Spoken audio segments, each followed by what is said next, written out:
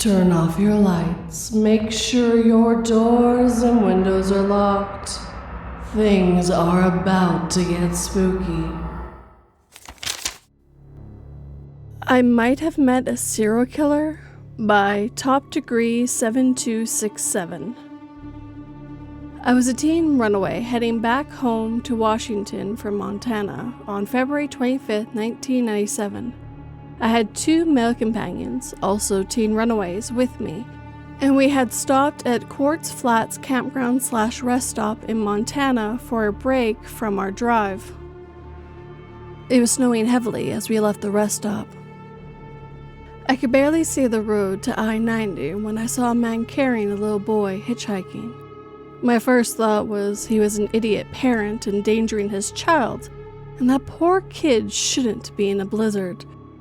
It never occurred to me to wonder where his car was located. I picked them up so the boy wouldn't freeze.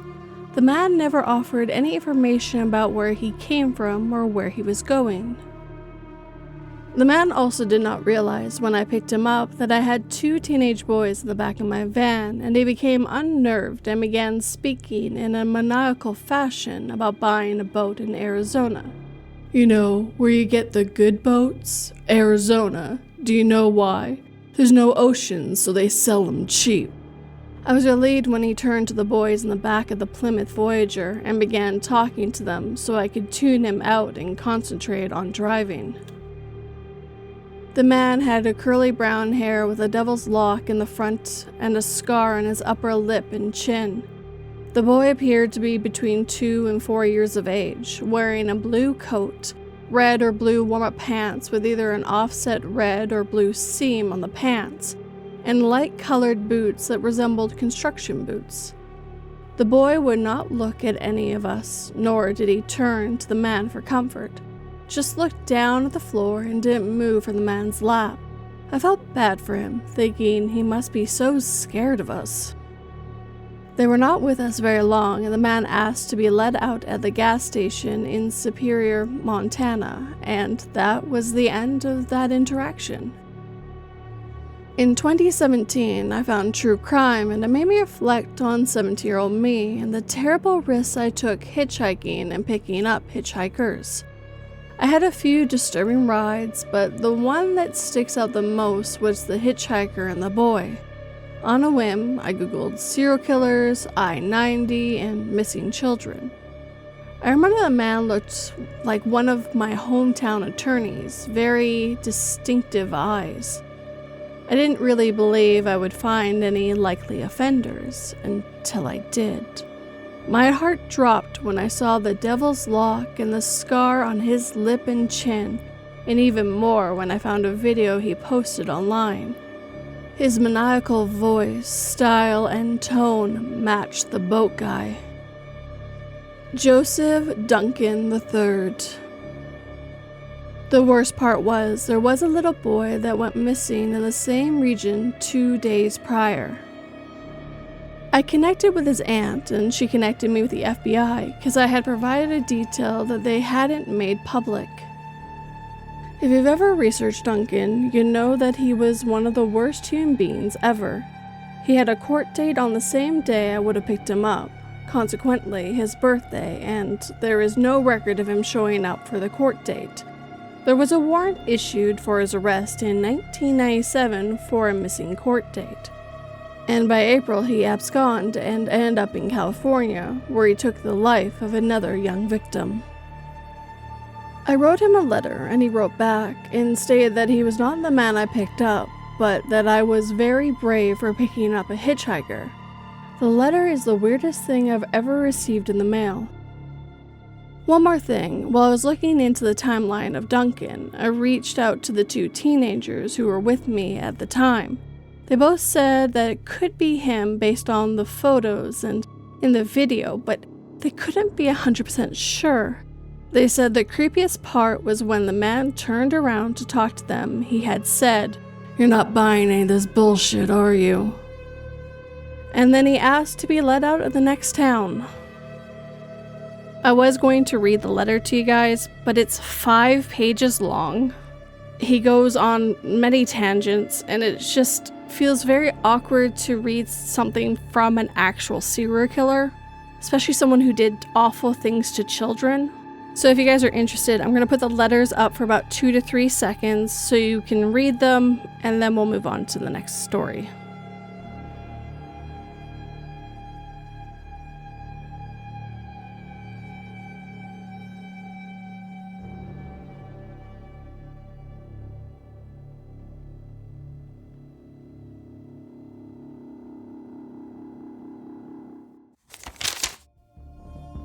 We only have the one pig on our hobby farm, so I was concerned when she went off her feed.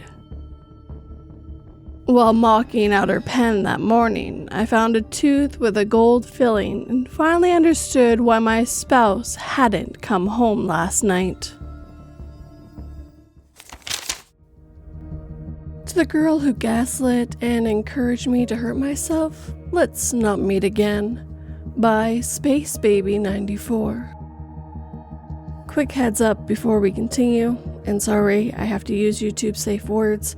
There is mentions of unaliving, self-harm, EDs, as well as gaslighting and general abuse. There are timestamps down below if this is something you don't wish to listen to. When I was 13, I became friends with a girl a year younger than me in my middle school. Because I went to a very small private school, we had a lot of classes that were attended by every student in that middle school, which meant we had a lot of classes together. This girl had been mean to me in the past. There was an incident where she locked me in a closet while I was hanging out with her sister. But when she approached me to be friends, I took her up on that offer because she was the only person in my school who liked the same bands as I did. I was a hardcore emo kid whose special interest was rock bands. It didn't take much more than a shared interest to get me to like you, at least back then. She quickly became very possessive and clingy, always wanting to talk to me and be right next to me. I didn't have a problem with that at first, but then she started to freak out on me if I didn't reply to her texts immediately, or if I ever talked to other people. It didn't take her long to start telling me that she would off herself if I didn't talk to her 24/7. I fully believed her because I had confessed my own unaliving thoughts to her and knew firsthand how hard it would be to cope with. She also used to tell me that my own self-harm cuts weren't deep enough and that I should do it more, in different places and in different ways. I was severely anorexic at the time. I had a BMI of 11, and I found out later that she got other girls in my class to constantly call me fat, so I'd turn to her for comfort. She monopolized all my time, making frequent self-harm threats when she won my attention, so I'd have to talk to her constantly. Anytime we weren't at school, she was telling me about her plans to hurt or off herself. I stopped sleeping to talk to her. I stopped talking to anyone else because it was a trigger for her. It didn't take long for it to start taking a toll on me. Eventually, I got so scared of her hurting herself that I turned to my teacher to ask for help. But when I told the teacher what my friend had said and where she was hurting herself, it turned out that my friend didn't have any cuts where she said she did. She claimed she never said any of those things and showed the teacher our chats with only my messages about my mental health and not any of hers. She must have deleted her own texts. The teacher scolded me for making a false report. She would always tell me she didn't know what the teacher was talking about and that we never talked to her about it. I believed her because she was my best friend. This continued for months before I got scared enough to tell my parents. My mom called her parents, but she did the same thing to them, making it look like I was the only one talking about unaliving and self-harming. I found out later that she had convinced my teachers, classmates, and her parents that I was schizophrenic, I'm not, and delusional. They all believed her. I finished middle school with no friends because they all thought I was crazy. It took me over a year to disconnect from her. The entire time she was pulling shit like that. I found out from her sister later on that the only reason my friend did that was because I had dated a guy she liked the previous year, and she was holding a grudge about it. She never wanted to unalive herself, and she never hurt herself. She ruined my life for a year and a half because the guy she liked had a crush on me. Luckily, I graduated from middle school at the end of that year and switched to public school. My parents found out what happened and blocked her accounts on all my social medias and her number from my phone.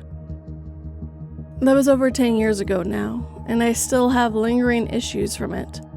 I can't handle seeing anyone upset because I automatically assume that means they'll hurt themselves. I'm still too nervous to mention other friends near current friends in case that will upset them. I get really bad anxiety when I'm away from my phone just in case one of my friends need me and I'm the only one they can reach. So to the girl who ruined my life, made my mental health significantly worse, and left me with lingering trauma all because her crush liked me, let's not meet again. We all laughed when the cult leader convinced his entire congregation to end themselves, as people are so gullible these days. We now watch the enormous titans smash their way through the city while wishing we had listened to the cult leader who had claimed he was the second coming of Jesus. The Falling Man by No Service 999. I, 20 female, experienced a really traumatic scene on the 7th of December of 2024 in Lyon, France. I wasn't enjoying my studies anymore, so I naturally got a job. It was a Saturday morning at 9:32 a.m., and I was waiting for the bus to go to said job. I straightened my hair the night before, and it had started to rain, so I hid under the balcony of the building at the bus station, as there was no roof. It was just one of those panel signages for a bus stop. I remember seeing a lot of movement around me, a few far screams that I thought were normal since it's Saturday and it's kind of a big city. And then saw a few knives falling on the street facing me, and I started to feel very unsafe and alerted. I luckily wasn't alone at the stop. There was 3 to 4 of us and people were walking past. A few seconds passed and a naked body fell on the street facing me, facing my eyes. Yes, you heard that correctly. A man just devastated himself naked on my way to work. I don't mention it, but I was already struggling with my mental health and I couldn't move anymore. The scene was criminal. That day, I didn't know if he jumped or if someone had pushed him. Was he kind of a prisoner and escaped that way? What if he hit me? Would he have jumped if he saw me standing there knowing that I moved only minutes before? Was it lucky that I was under the balcony? I just had so many questions. The older adults around me reacted instantly, calling police and urgent care, blocking the street, but I was frozen. I couldn't move. I saw a plane in front of me, but I couldn't act, talk, or move. I felt like puking. I wasn't scared or anything anymore. I felt pure disgust somehow. I was very overstimulated. It was too much. The sound of the body, him in pain, him waking up and trying to fight, blood, his wife's screams. Everything was just too much. I never went back to my normal life, never went back to work. I had to live with closed blinds. I lived on the last floor. I walked backwards if the blinds were up. As soon as I turned a light off, I saw him chasing me. The thing is, it's been a year now, and I still face the issues. I did post-traumatic therapy, EMDR. That didn't work. I saw therapists and psychologists, and still, something is wrong. I'm still hyper alert each time there's a big noise as soon as I'm outside. I'm unable to sleep in a big city for more than one night. I've feared big cities since that day. I can't walk in narrow streets, too scared someone would fall on me. I'm terrified if I see someone on a balcony. I see him in the dark. I'm scared of bald men since he was bald. The bad thing is, my brother is bald. I don't know what to do about it anymore. Can someone please help me? Maybe it doesn't seem like much, but it's impacted my daily life heavily. I don't feel safe anymore. I finally invented a time machine capable of traveling centuries into the past, but there's a bug which limits us to moving only 3 months into the future. We spent the last month making improvements, yet when we tested today, we could travel only 2 months ahead. The Groping Taxi Driver by YoutanPolu. Hey everyone, I'm brand new to Reddit, and I'm going to try to write down what happened to me in my early 20s, about 13 years ago. Trigger warning for attempted grape and essay. So, I, female, come from a small town in southern Germany where they celebrate Carnival in February.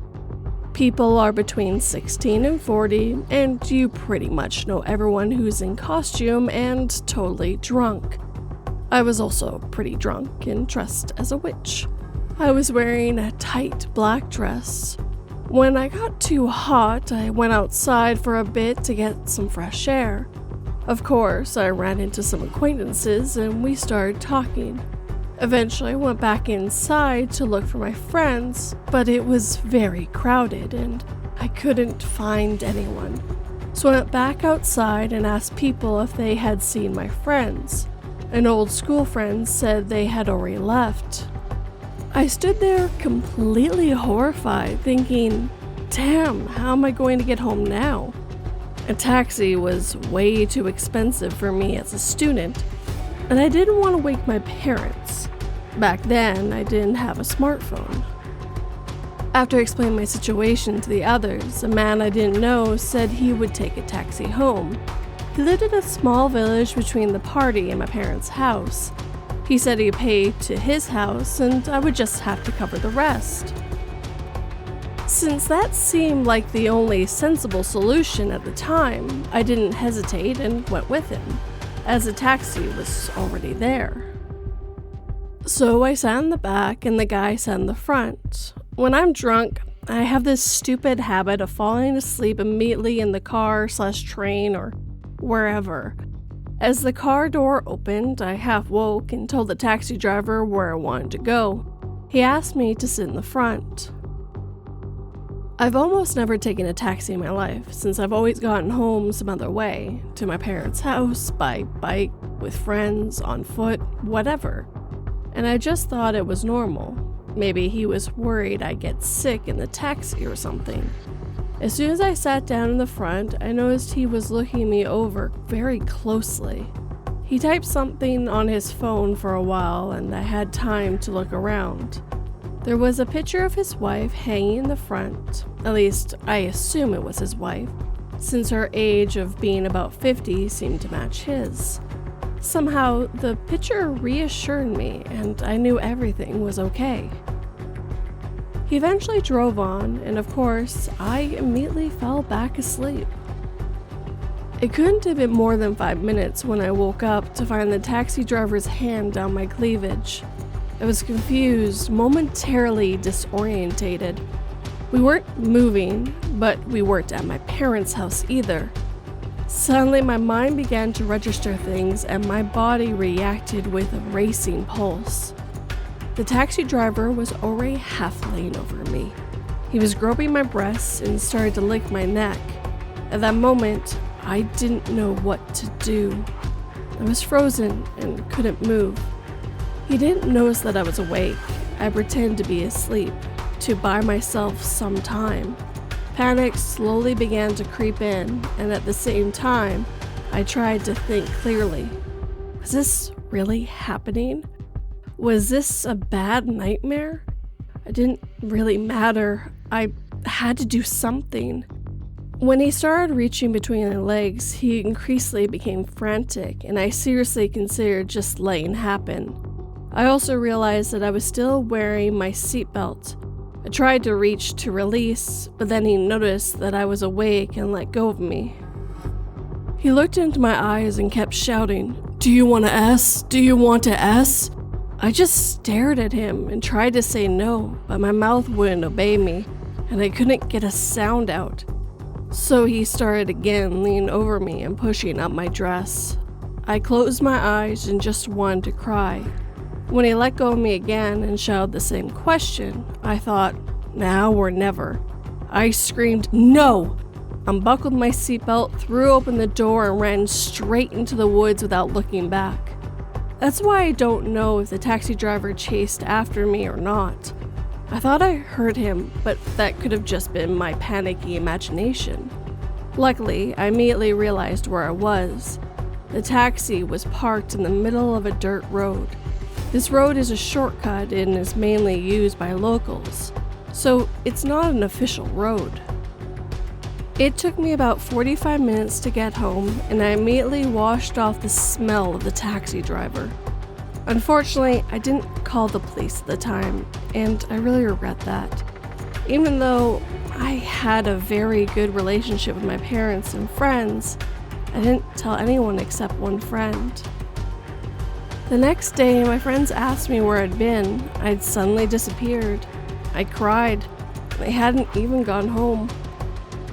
It just feels good to write this down. My team breached the lab and began shooting the scientists so none of them could release the pathogen they had been working on. I couldn't understand why many of the scientists stepped out of hiding and into line of fire until I heard the flesh of those nearest to some cracked window begin audibly boiling. They were waiting for us in the bushes. Thank God for hot boxing. By GuyTheFinanceGuy. This happened in 2016 and is still what I would call the scariest moment of my life. I was in my freshman year of university, and myself and a few friends decided it would be a lovely idea to travel just outside of town to this view on a hill, which was a pretty popular spot for many students and locals. We were even more excited to hotbox our friend's car, get super stoned, and watch the sunset. For context, I live in a pretty dangerous country where you do have to be pretty aware of your surroundings at all times. Even though it was a student town, it still had its fair share of robberies, muggings, and even the occasional act of violence, stabbing, or even murder. You do, however, get used to it once you are an adult, and if you've never experienced crime or true fear, you naively go around never expecting something sinister. The spot we went to did have a fair share of muggings and scares over the years, for some, but we didn't even think twice. We pulled up when the sun still had about 30 to 45 minutes of visibility and began the smoking session. Everything was going well, and we were cracking jokes and very happy with just getting through an intense week. I noticed no other cars around and was pretty happy about it, as I didn't really feel comfortable smoking and hotboxing a car in the presence of others. After gazing at the beautiful sun and talking to my best friend, I turned my head to the right to look out the passenger window, and that's when I saw them. 4 men, torn up outfits, crouched in the bushes no more than 20 feet away, staring and weighing like lions with their prey, just hoping for us to open those doors and get out of the car. What was even more terrifying was how focused they all seemed on us. I immediately shouted at my friend, who was driving, "There's guys in the bushes waiting for us, drive!" He accelerated and drove off without a second hesitation. And when we were no more than 50 meters down the dirt road, I looked back and saw two men walking onto the road just staring as we jetted off. Of course, we were all quite shaken up when we got back home, and were just grateful we never left the car and noticed them when we did. Best case scenario was that they were going to mug us. I still, to this day, try to avoid thinking about the worst case, and even recounted it to one of my friends who was there that day, and he agrees that those men had evil intentions by the looks on their faces, and the reputation of gangsters and desperate people in our country. So, to the four men who were waiting for us, let's not meet again. As the armed man burst into the labs and started shooting my colleagues, I knew we were the lucky ones. Seeing the glass crack as a bullet struck it, I practically stepped out in front of the gunfire, knowing nowhere on earth is safe now. And with that, our time together is coming to an end. If you have a story you'd like me to narrate, whether true or fictional, you can send it my way 3 different ways. All the links are down below, including the ones to my socials. I would like to thank all the writers who let me read their stories this evening. It was a very interesting reading on someone who is pretty sure they ran into a serial killer and was very lucky to walk away. The fact they seemed to be so upset when they realized there was other people in the vehicle makes me wonder if you were also going to be a victim. I'm unsure of that, but I'm happy you weren't alone. The one about the girl's, in quote, friend that just absolutely isolated and traumatized poor OP because she dared to go out with a guy that this, in quotes, friend liked.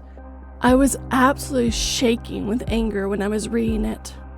I have heard of people doing such things, and all it makes me think of is this person is a sociopath or a psycho.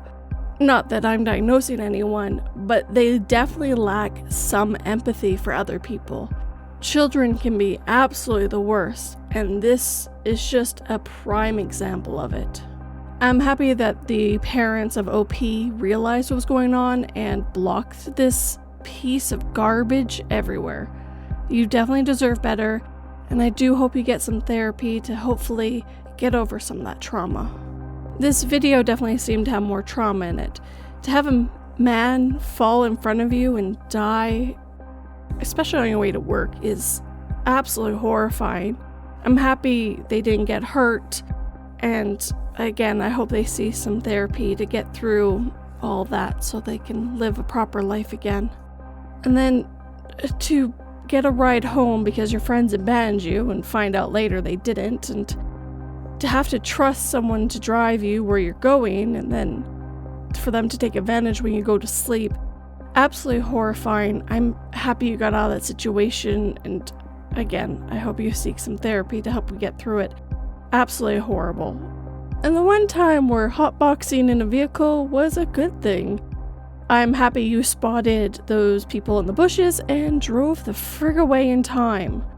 Like you said, it's not the best area, you were isolated, and you have heard other rumors of people being hurt and murdered there, so I'm happy you got away and that you were hotboxing in your vehicle.